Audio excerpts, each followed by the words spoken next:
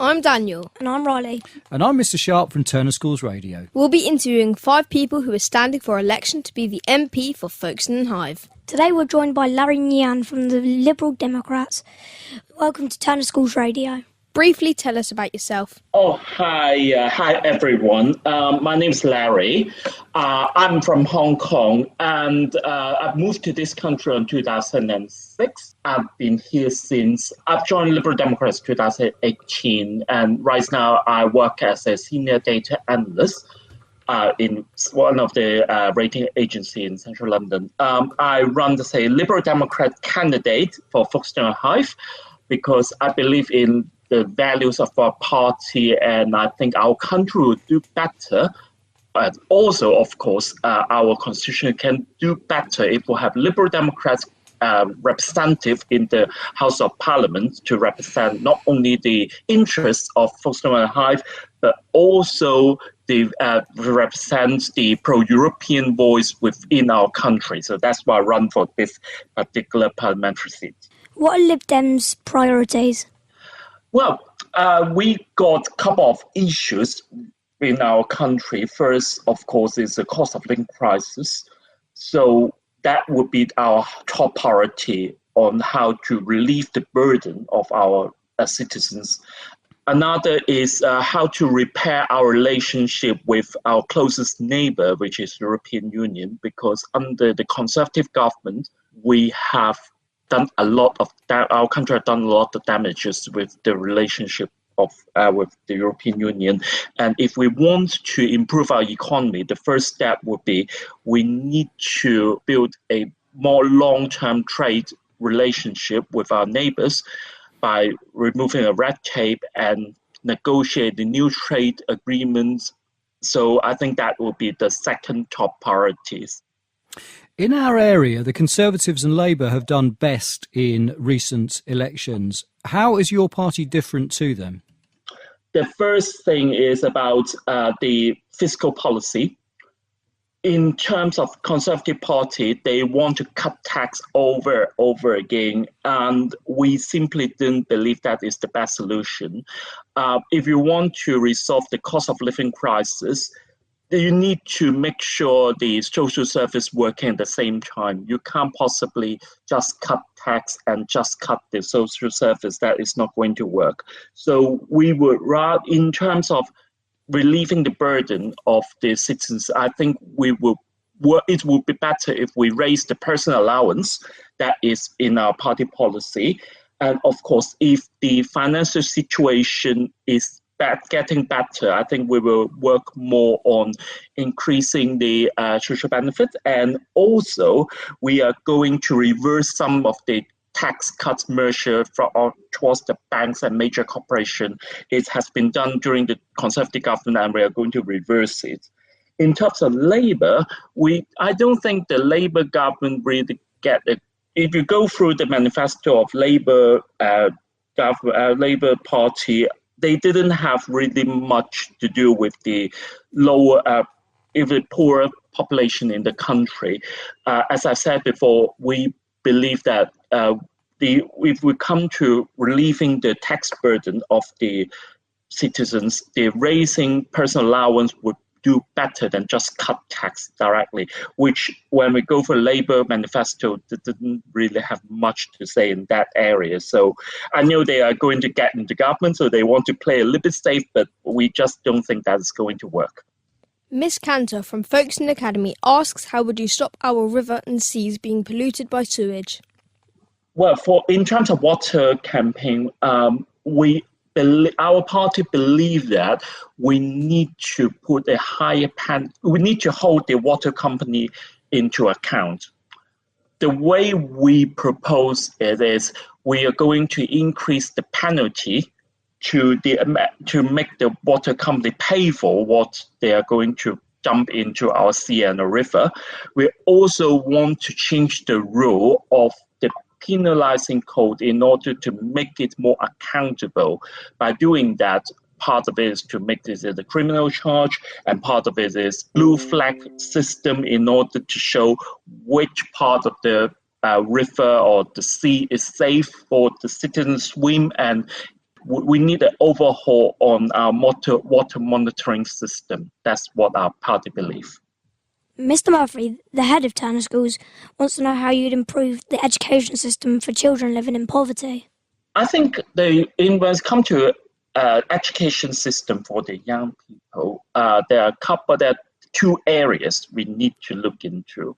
One, is we are in the middle of the cost of living crisis, so parents struggle with paying the bills for the utilities and the food on the table. So I think the first thing we need to do is to provide free school meals for all the primary school students. The second area we need to look into is how to make sure our teachers getting paid, how to keep our school in the satisfactory condition. As you know, some of the schools have the falling cement issue since last year. I think that's ridiculous. So we need to have the full funded program to repair the school buildings. At the same time, we also need to make sure the schools teachers, they're well paid enough for them to keep working in the sector. That would be very important for our country if we want to improve our education system. Do you or your party think smartphones or social media should be banned for under 18s to improve mental health? To be honest, I don't think that is the best solution. Right now, when we are talking about education, nowadays we need social media to assist on how to inspire the young generation on, particularly when it comes to education, arts and culture. So I don't think that is the best solution, but I think a stronger monitor and more regulation on social media is required. But total ban on social media in schools, I don't think is going to work. I was on a 1-year-long waiting list to get my tonsils operated on. I missed school because of this. What will you do to reduce NHS waiting times?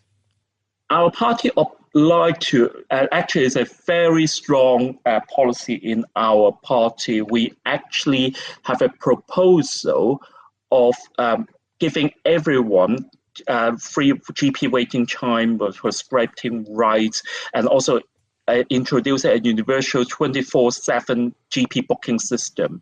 And we also want to increase number of full-time equivalent GPs by 8,000. And half boosting their recruitment and half from retraining the more experienced GP. So definitely our party put that on the very high priority. And on top of it, we want to have a free dental system, free dental care system as well, in order to make sure our kids and young generation didn't suffer from the rooting teeth problem.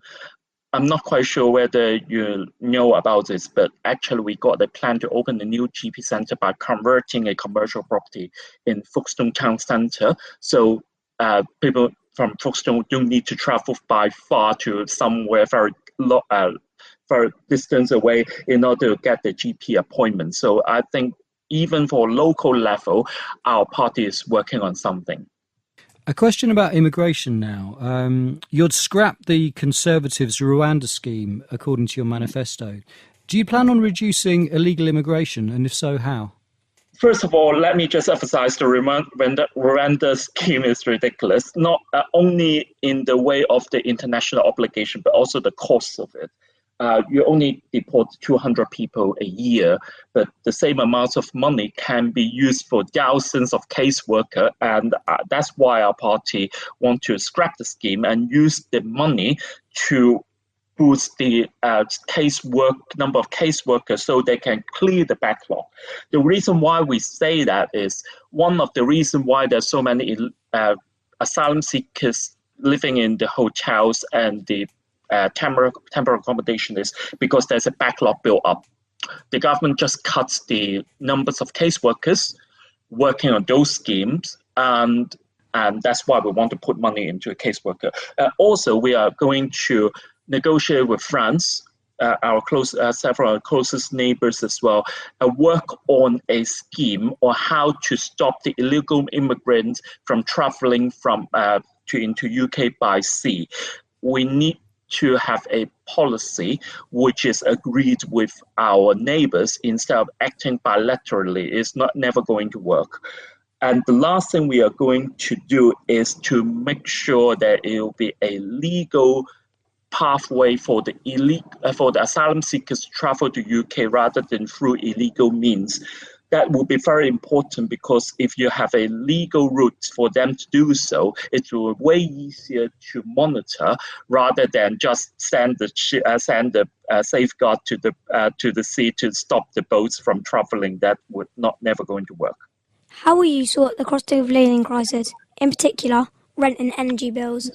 When it comes to cost of living crisis, as you said, the energy bill is one issue, but also another issue is how to relieve the burden from parents on some other of their expenses. As I mentioned before, the free school meal would be one of this. We would impose a windfall tax to the energy companies so that we can use them to subsidize the energy bills in order to reduce the burden of the UK families. I know the Labour Party is going to have the kind of policy on Great Britain energy, but one thing we would look into is how to make the energy sector works. Nationalizing may be a solution, but we definitely need to have a very detailed studies on how to do that, because it's very costly and you can't possibly nationalize a company with one go and don't know how to run it. So it's not going to work. And one last thing I would like to say about the cost of living crisis is about the accommodation. Rent is going up. Folkestone and Hythe is one of the area in UK with the highest increase in the rent and the property prices. So when it comes to rent and property prices always come to supply and demand. So our party proposed to build 380,000 new homes, and within that will be 150,000 social homes. So it's not going to only benefit the rich, but also benefits the more lower social status population, so they can have somewhere to live, and hence the rent will come down, and so the the cost of living in the bill will also come down as well. So you're talking about a lot of great ideas, of course, which need funding. You want to improve public services massively. You'd need to raise billions of pounds. The Institute of Fiscal Studies recently said that aspects of your proposals are, and I quote, economically bad, and they have clear risks. If you personally had a choice between taxing people even more than you propose already so you could achieve the aims you're talking about, or actually delivering less and taxing people less, what would you do personally? First of all, let me clarify, we are not Liz Truss, and although Liz Truss used to be a member of Liberal Democrats, but she's no longer since she was young, so we are not going to do anything reckless. If you look at our party policy and our manifesto, one thing we always said is if the financial situation is possible. So we're not going to rush through all this plan within 1 year in government. That is not going to happen, and not even Conservatives is going to say that in their manifesto. So we will do it bit by bit. Quite a lot of policy that's why quite a lot of policy in front of it will say if the financial situation is possible. So that is a 4-year plan rather than 1 year plan. So when it's the studies of Institute of Fiscal Studies, I think their studies is not completely, we will take that into account. We simply think that institute is reputable, so we're not going to dispute what they said. But what I would say is when it's come to how to raise money, like most of our party, we're going to raise money through the capital gains tax system, and also reveal how the way to raise money by taxing the major corporation. But one thing we are for sure doing is to revise the tax cuts from the Conservative Party towards the major corporation. They are costly and they are the only benefit they feel, and when it's come to how to benefit the economy, is very little. So that would be the first area we're looking into when it's come to the fiscal side. Yeah. Finally, something happier. Can you name 3 things that your party has done to help this local area? Just a very quick rewind. Since the last election, our party is actually part of the administration with the Greens. So we definitely try our best to improve the situation in our local constituency. The first thing we did is to balance the budget. Under the last administration head by Tory, we have a huge financial loss. The second thing is we changed the governing system from a cabinet system to a committee system. So more councillors can be involved in certain areas of the work of the councils. That means the system will be more democratized.